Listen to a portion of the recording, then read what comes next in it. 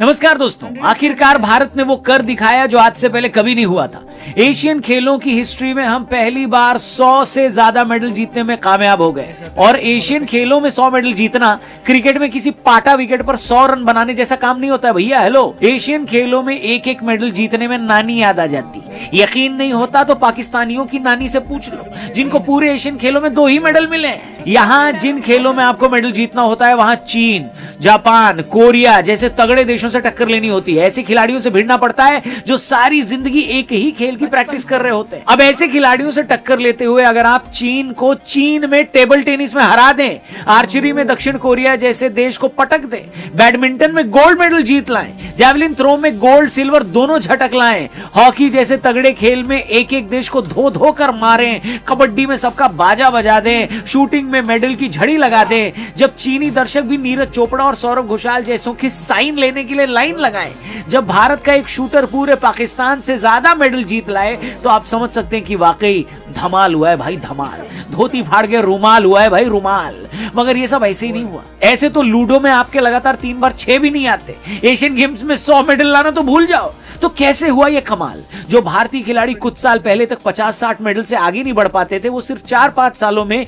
107 medal को कैसे पार कर गए? कैसे भारत ने वो कर दिखाया जो एशियन खेलों के 70 सालों के इतिहास में नहीं हुआ था? क्या है इसके पीछे की पूरी कहानी? आइए उसमें डिटेल में बात करते हैं, इसलिए कहीं मत जाइएगा, वीडियो पूरी देखिएगा और पसंद आए तो इसे अपने दोस्तों से भी जरूर शेयर करिएगा, ठीक है? नमस्कार दोस्तों, मैं हूं रौनक और आप देख रहे हैं फनतंत्र। दोस्तों, क्रिकेट में हम कितनी भी बड़ी जीत हासिल क्यों न कर लें, अंदर से हम भी ये जानते हैं कि भाई ये खेल तो 8-10 देशों में ही खेला जाता है। उन 8-10 में से भी 4-5 को हमेशा पेला जाता है। ऐसे खेल में अगर हम कुछ बड़ा कर भी लें तो भी दुनिया में धाक नहीं जमती। हम वर्ल्ड कप जीत कर भी खुद को वर्ल्ड चैंपियन कहने में नई बहू की तरह थोड़ा शर्माते हैं, थोड़ा सा कुचाते हैं, क्योंकि हमारे कलेजे के अंदर हमको कहीं ना कहीं पता होता है कि भैया वर्ल्ड चैंपियन हम खुद को कह तो रहे हैं, मगर इस वर्ल्ड में क्रिकेट खेलते कितने लोग? इसलिए क्रिकेट में मिली जीत की एक्साइटमेंट को हम अपने कलेजे में ही दफन कर लेते हैं। बट जब कोई नीरज चोपड़ा ओलंपिक में गोल्ड जीतता है, फिर वर्ल्ड चैंपियन बनता है, फिर एशियन चैंपियन बनता है, जब कोई पीवी सिंधु 2-2 ओलंपिक मेडल जीतती है, तो हम क्या, पूरी दुनिया जान जाती है कि इंडिया के खिलाड़ियों ने कुछ किया है। ओलंपिक में आया एक एक मेडल क्रिकेट में मिलने वाली 1,500 फालतू की बायलैटरल सीरीज की जीत से भी बड़ा लगता है। इसलिए आज जब हमारा भारत देश एशियन गेम्स जैसे बड़े इवेंट में 1, 2 या 10-20 नहीं, पूरे 107 मेडल जीत कर लाया है, तो खुशी और जानवी कलेजा फाड़ फाड़ कर बाहर आ रही है। 2018 के जकार्ता एशियन गेम्स में हमने 70 मेडल जीते थे, लेकिन सिर्फ 4-5 साल बाद हमने अपने मेडल को 150% बढ़ा दिया है। एशियन गेम्स की हिस्ट्री में न तो भारत ने कभी इतने गोल्ड जीते और न ही कभी टोटल इतने मेडल आए, और 60s के बाद पहली बार भारत ओवरऑल मेडल टैली में 4थे नंबर पर आया है। चाहूं तो मैं सीधा मेन मुद्दे पर आ सकता हूं कि हमारे खेलों का जो रिवाइवल हुआ है उसके पीछे की प्लानिंग क्या है, मगर मैं चाहता हूं उससे पहले आप ये जरूर जान लें कि इस बार एशियन गेम्स की हमारे लिए हाईलाइट क्या रही, क्यों इन गेम्स को हम इंडियन हिस्ट्री का सबसे सक्सेसफुल स्पोर्टिंग इवेंट बता रहे हैं, और कौन कौन से हमारे खिलाड़ी ऐसे हैं जिनका नाम भारत ही नहीं अब पूरी दुनिया जान चुकी है। मगर इससे पहले कि मैं उस बारे में अपना ओपिनियन दूं, आपको बता दूं कि अगर आप भी सिर्फ ओपिनियन देकर, नमस्ते मैं बउआ बोल रहा हूँ, कहाँ से एंट्री मारी बउआ तूने? वहीं से जहां से तुमने छोड़ा था। अरे सॉरी, कंटिन्यू। मैं कह रहा था अगर आप भी अपना ओपिनियन देकर पैसे जीतना चाहते हैं तो प्रोबो ऐप डाउनलोड करो, डिस्क्रिप्शन में लिंक दिया है, जहाँ कई सारे टॉपिक्स हैं। यस या नो में उन सारे टॉपिक्स में आप अपना ओपिनियन दो, ढेर सारे पैसे कमाओ। जैसे आज वर्ल्ड कप में भारत का पहला मुकाबला है ऑस्ट्रेलिया से, क्या लगता है भारत ऑस्ट्रेलिया के खिलाफ जीतेगा? यस या नो? भाई मैंने तो यस पे क्लिक कर दिया बउआ भाई, और क्वांटिटी बढ़ा के इन्वेस्ट भी किया। तुमने? भैया मेरा भी यस है, और भारत ही जीतेगा। ऐसे ही कई सारे टॉपिक्स हैं जिसपे आप ओपिनियन देकर पैसे जीत सकते हो। बस प्रोबो ऐप डाउनलोड करना है, 100 रुपए का वेलकम बोनस मिलेगा, डिस्क्रिप्शन में लिंक दिया है, जल्दी से डाउनलोड करो। कई सारे टॉपिक्स में यस या नो में ओपिनियन दो और पैसे छापो। जीतने के बाद आराम से उसको विड्रॉ भी कर सकते हो, क्या समझे? और मेरा कूपन कोड तो दिख ही रहा है, उसको यूज करना, ठीक है? अब आगे बढ़ते, वीडियो पे आते वापस। बिल्कुल, और इससे पहले कि हम इंडियन स्पोर्ट्स के रिवाइवल के बारे में आपको डिटेल में बताएं, आपको एशियन गेम्स में मिले मेडल्स के बारे में थोड़ा डिटेल में बता देता हूं। तो हुआ यह कि इस बार हमने अपने 107 में से 52 मेडल तो सिर्फ शूटिंग और एथलेटिक्स जैसे खेलों से ही जीत लिए। एथलेटिक्स में हमने जैवलिन थ्रो से लेकर relay race, shot put, steeple chase और 5000 मीटर दौड़ में गोल्ड जीते।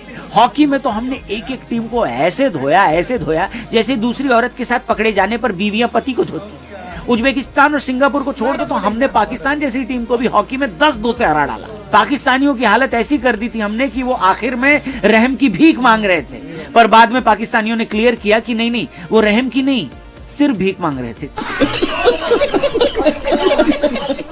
इसके अलावा पिछली बार के चैंपियन जापान को हमने फाइनल में 5-1 से हराया। पूरे टूर्नामेंट में टीम इंडिया और बाकी टीमों में उतना ही गैप लगा जितना एक वक्त क्रिकेट में ऑस्ट्रेलिया और बाकी टीमों में लगता था। इसके अलावा क्रिकेट और कबड्डी दोनों में हमने गोल्ड जीता।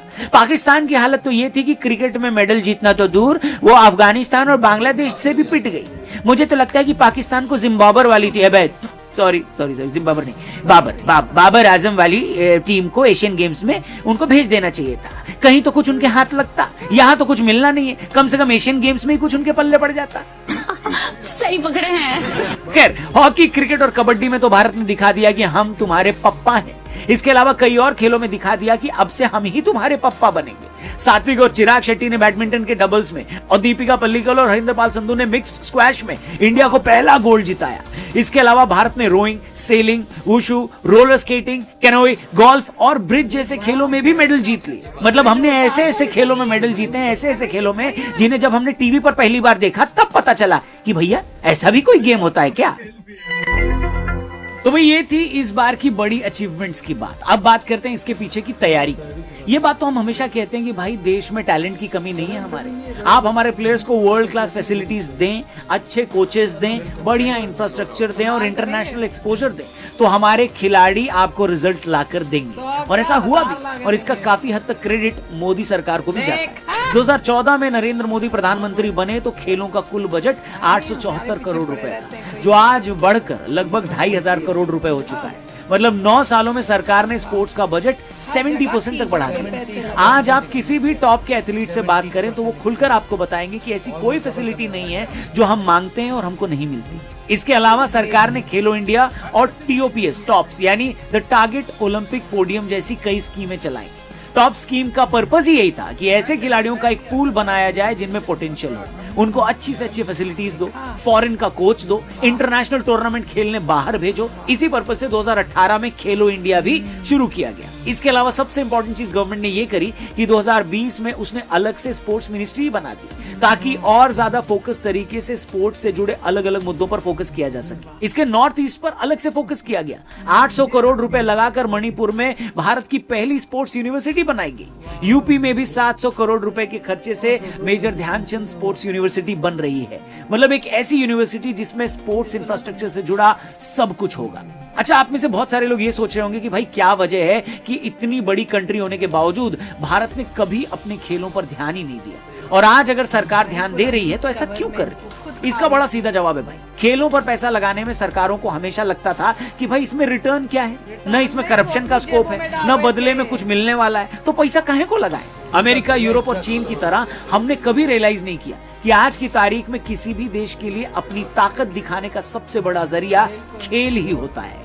जब आप ओलंपिक जैसे बड़े इवेंट में जाते हैं जहां पूरी दुनिया आपको देख रही होती है और आपके खिलाड़ी अलग अलग खेलों में जब मेडल जीत रहे होते हैं तो दुनिया आपका लोहा मानती है। वो एज ए कंट्री आपकी ताकत से वाकिफ होती है। यही वजह है कि दुनिया का हर बड़ा देश स्पोर्ट्स पर बहुत पैसे खर्च करता है। इसका आप ऐसे अंदाजा लगाएं कि अपना बजट इतना बढ़ाने के बावजूद अभी भी पर कैपिटा के हिसाब से हर भारतीय का स्पोर्ट्स बजट सिर्फ 24 रुपए है, और एक आदमी का यही स्पोर्ट्स बजट यूरोप में 8000 रुपए है। अब आप कंपैरिजन कर लीजिए और सोच कर देखिए, अगर आज के लेवल से हमने अपना बजट पर कैपिटा 250 रुपए भी कर दिया तो कोई वजह नहीं है कि हमारे पास खिलाड़ियों का इतना बड़ा पूल तैयार हो जाएगा कि हम ओलंपिक में भी 50-60 मेडल आसानी से ले आएंगे। अच्छा, इन सब में सबसे ज्यादा सुकून देने वाली बात पता है क्या है? हमेशा यह माना जाता है कि किसी भी कंट्री की स्पोर्टिंग अचीवमेंट्स उनकी इकोनॉमिक ग्रोथ का भी इंडिकेटर होती है। जो देश जितना डेवलप्ड है वो खेलों में उतना ही अच्छा है। देश छोड़ो, आप राज्यों को ही ले लो। भारत में जहां पंजाब, हरियाणा, महाराष्ट्र और साउथ के स्टेट अगर बाकी राज्यों के मुकाबले रिच माने जाते हैं तो सबसे ज्यादा स्पोर्टिंग टैलेंट भी यहीं से निकलता है। और जो स्टेट वैसे बहुत पुअर हैं वहां खेलों की हालत भी खराब है। दूसरी तरफ आप पाकिस्तान को ही देख लो। अब आप बोलोगे यार मैं बार बार उस गरीब को क्यों घसीट कर लेकर आता हूं, तो आप ही देखो ना भैया, जो पाकिस्तान आज हर तरफ से बेहाल है, वो आज खेलों में भी उस जगह से भी कहीं नीचे चला गया है जहां आज से 20 साल पहले वो था। हॉकी की बात कर लो, हॉकी का 4 बार का वर्ल्ड चैंपियन आज एशियन गेम्स के सेमीफाइनल में भी नहीं पहुंच पा रहा। क्रिकेट में वो अफगानिस्तान और बांग्लादेश से हार रहा है। कबड्डी में कभी इंडिया को टक्कर देने वाला आज कहीं दिखाई नहीं दे रहा है। मतलब अर्थव्यवस्था वाली बात खेलों पर पूरी तरह फिट बैठती है। अब भारत के साथ हो ये रहा था ना कि कहने को तो हम दुनिया की सबसे तेजी से तरक्की करने वाली इकोनॉमी थे, मगर खेलों में हमारा परफॉर्मेंस हमारी हैसियत के आसपास भी नहीं था। हालांकि वो अब भी नहीं आया है, मगर कम से कम हमने एक बड़ा जंप तो लिया है। जो भारत 1990 में सिर्फ 1 गोल्ड मेडल जीतकर एशिया में भी टॉप 10 में नहीं आया था, आज वो 28 गोल्ड और 107 मेडल जीतकर टॉप 4 देशों में है।